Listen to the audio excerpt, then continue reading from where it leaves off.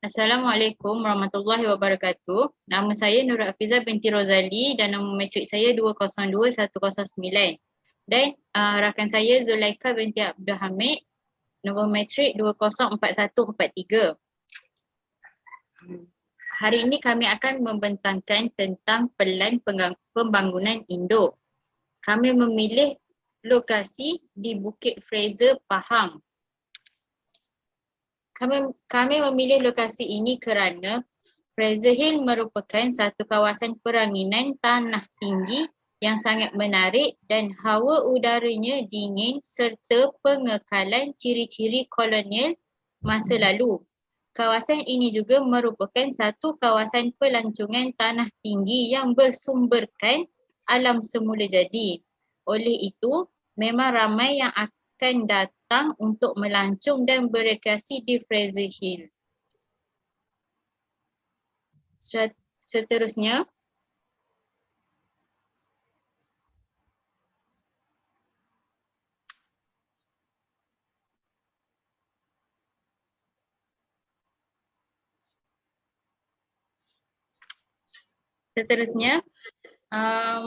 strategi pelaksanaan dan pelan tindakan termasuk pengenalan dan pengkategorikan cadangan menjadi tema dan tujuan dalam objektif ini.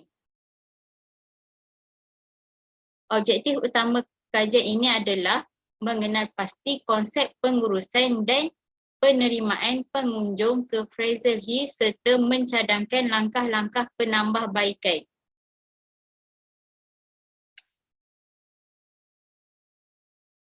Seterusnya, untuk inventory kawasan. Inventory kawasan bertujuan untuk mengetahui kawasan yang ingin dibangunkan dengan mengemukakan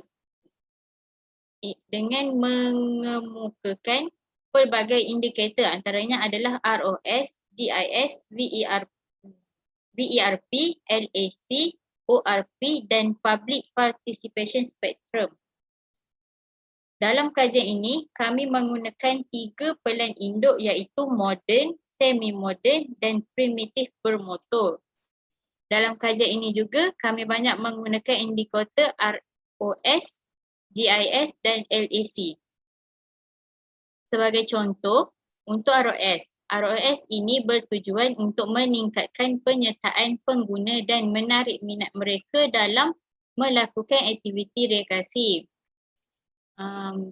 Untuk LAC ini banyak digunakan di kawasan moden kerana kami ingin mengurangkan kejadian tanah runtuh dan pada masa yang sama dapat melimitkan penggunaan tanah bagi mengekalkan sumber yang ada. Seterusnya, saya akan pas kepada Ika.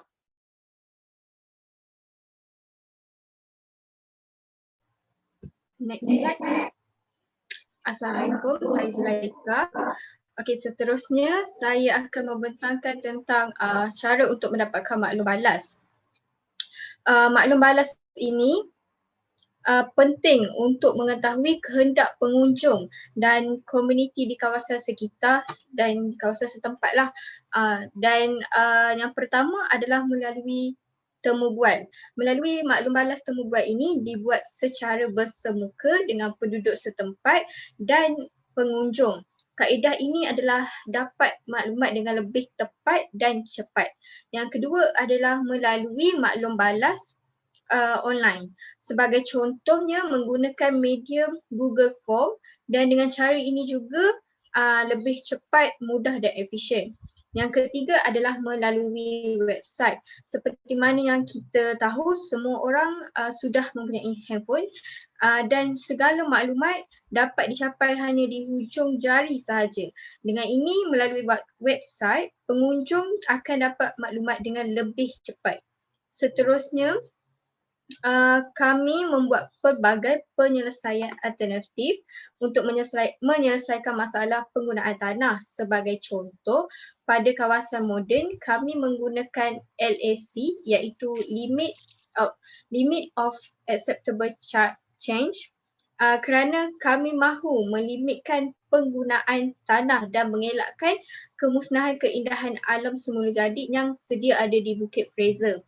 Dengan ini, kaedah LAC ini juga dapat melakukan amalan pengubahsuaian dan sumber yang boleh diperbarui dapat meningkatkan aktiviti rekreasi yang tertentu dan juga mengehadkan pembangunan di kawasan moden itu.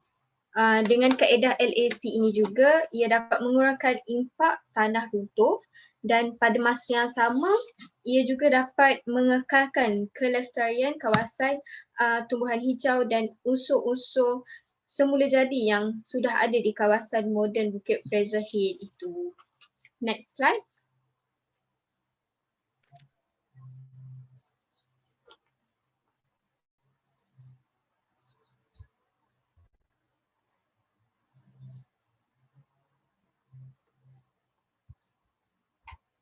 Okey, seterusnya adalah rancangan pengurusan akhir.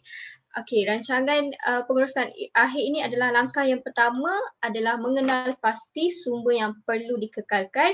Sebagai contoh yang kita telah buat LAC sebentar tadi dan perubahan yang perlu dibuat dan juga yang ketiga adalah penambahbaikan yang perlu dilaksanakan.